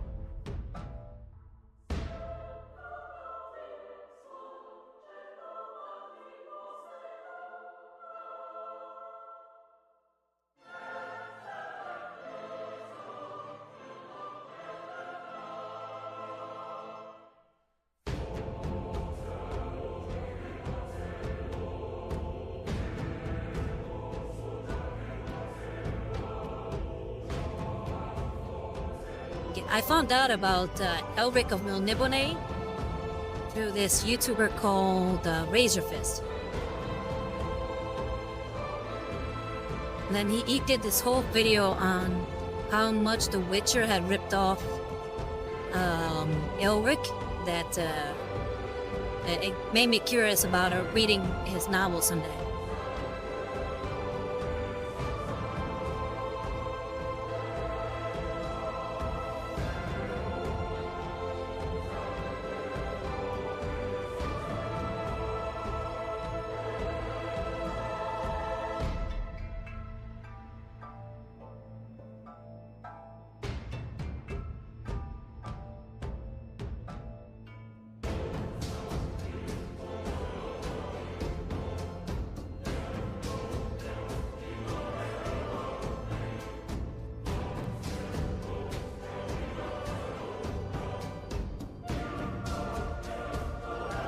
He's just a guy. But he's a guy from a kingdom that's very similar to to dark elves and how evil they are.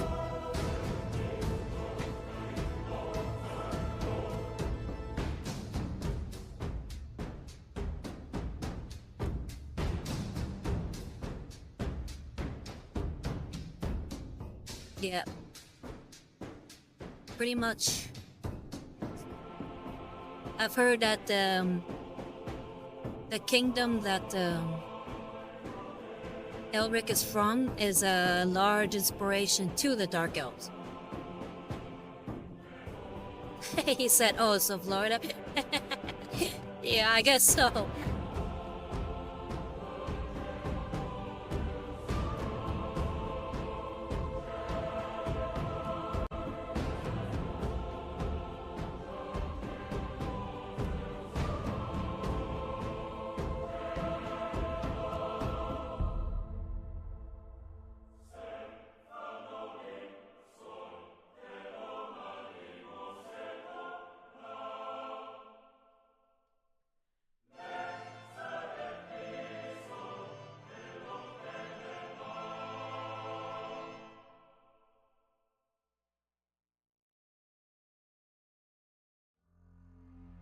Joe, you asked how much left until the dwarf is finished. I still have a lot more layers for the skin. We have the Cadian flesh tone, which I'm doing right now. Then the Kislev flesh. And then finally Screaming Skull. We have his eyes left to do. And we have Fire Dragon Bright for the beard. And then a tiny bit of Iriel Yellow. I might change that to something a little bit more muted as far as yellow in order to give it sort of a blonde sheen. So yeah, I would say with that, we're done.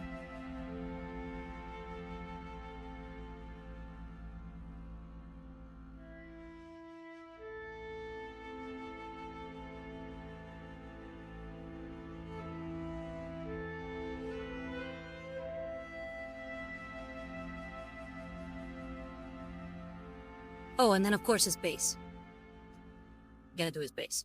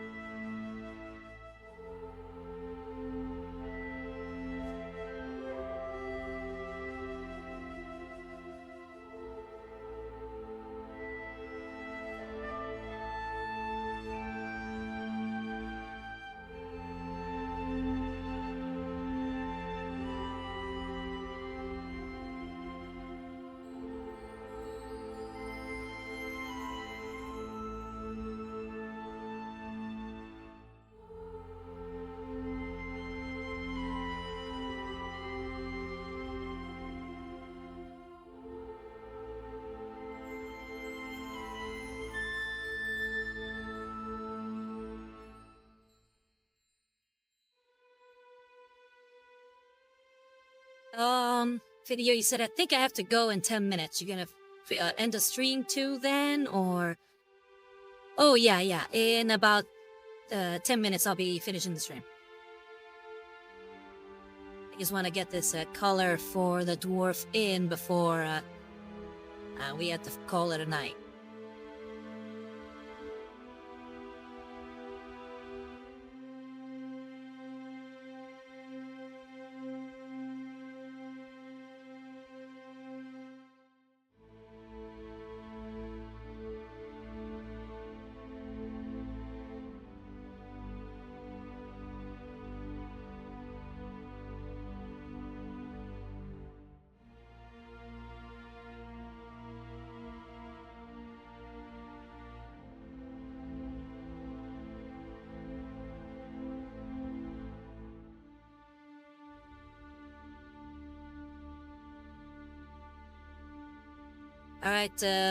Alright.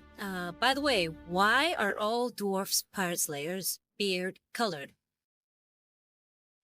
I think it's just to symbolize their oath. I think that's sort of the whole thing with the slayers.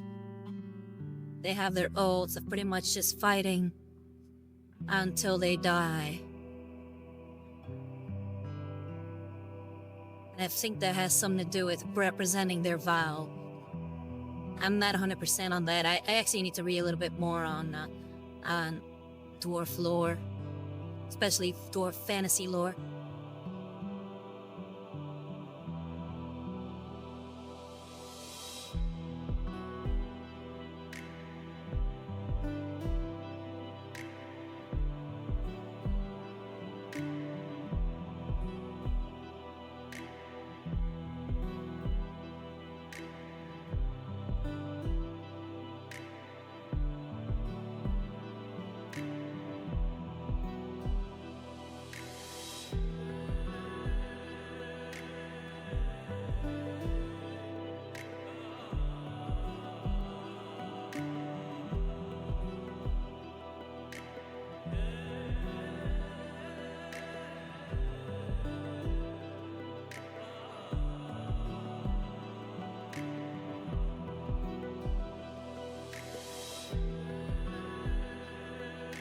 Alright, it's looking pretty good, I think.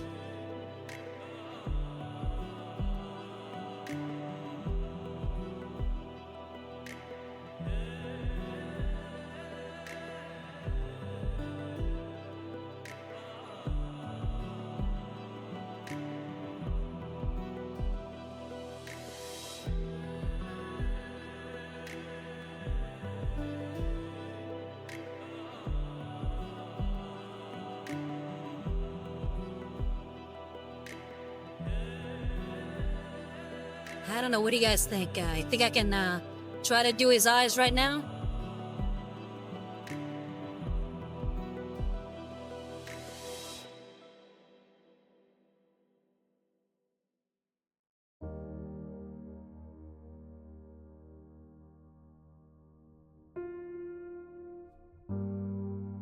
Hi, Visa believes in me. Alright, Visa.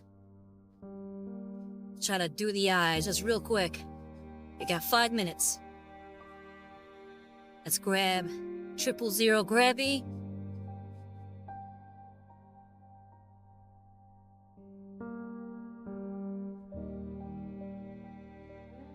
We're gonna use a darker blue.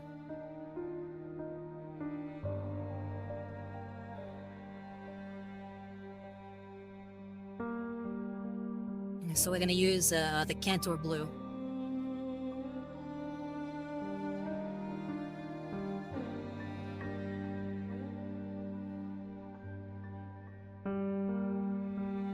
Cantor blue.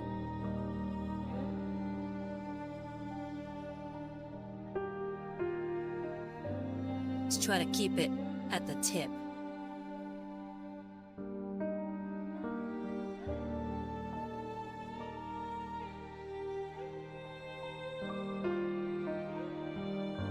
Still too thick.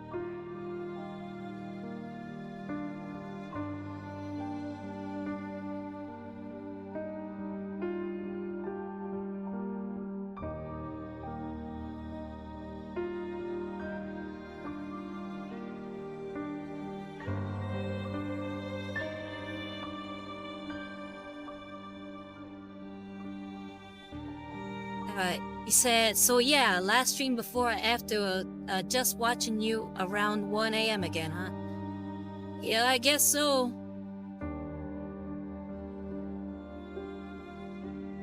It's a shame you couldn't swing by more often.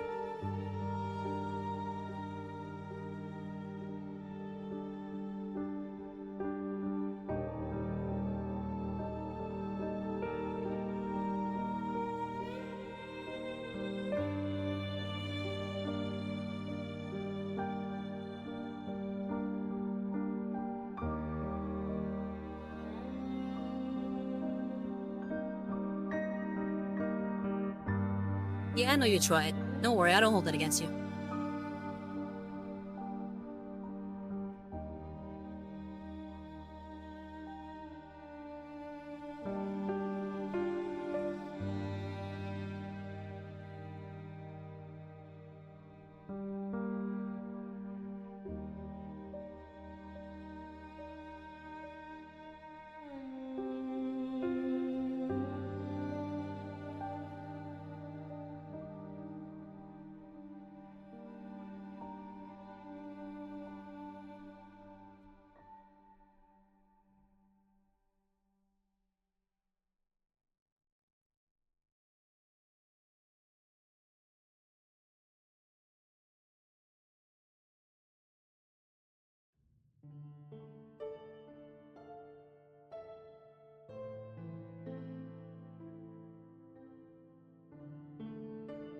I think those eyes are looking pretty good.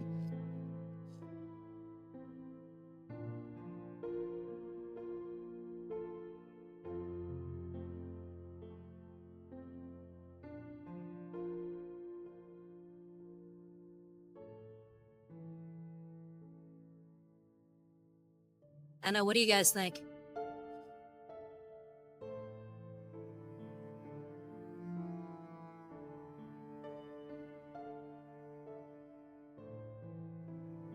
Visa, you said, I think so too. Thank you.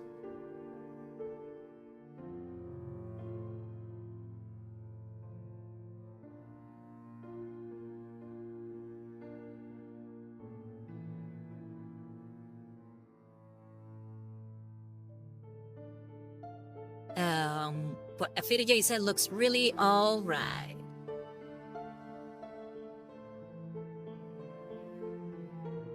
Well, I think that's as good as it can get for tonight.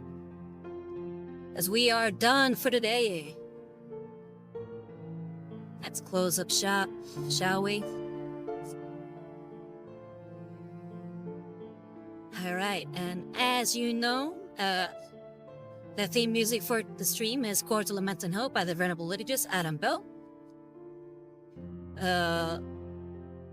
Music for Warhammer 40k Mechanicus is composed by Guillaume David and the copyright Bulwark Studios. Music for Warhammer 40k Darktide is composed by Jesper Kyd and the copyright of Fat Shark Games. All of the music provided to us by filmmusic.io. So yeah, I've been Rosario Rivas, and if you like what I do, would like to support, please consider supporting me on Ko-Fi, which is at Rosario Rivas Art. And if you like what I do and would like to see some of the older VODs, you can find me at YouTube, and it's also at Rosario Rivas Art. But yeah, let's take a look one more time at our dwarf here. He's looking pretty good. I think next week we'll definitely be done with him.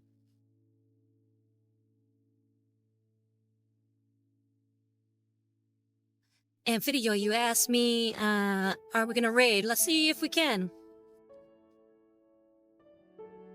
Well, most dwarves look short. Who can we raid? Who's available right now? Okay, we got another Warhammer streamer up right now, Aurelia Tempris. So we can raid her. I think she's reacting to some Warhammer lore. So yeah, let's go ahead and raid her. Yeah, Aurelia.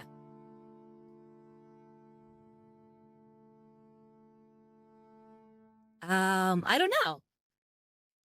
Supposedly the character is a custodian.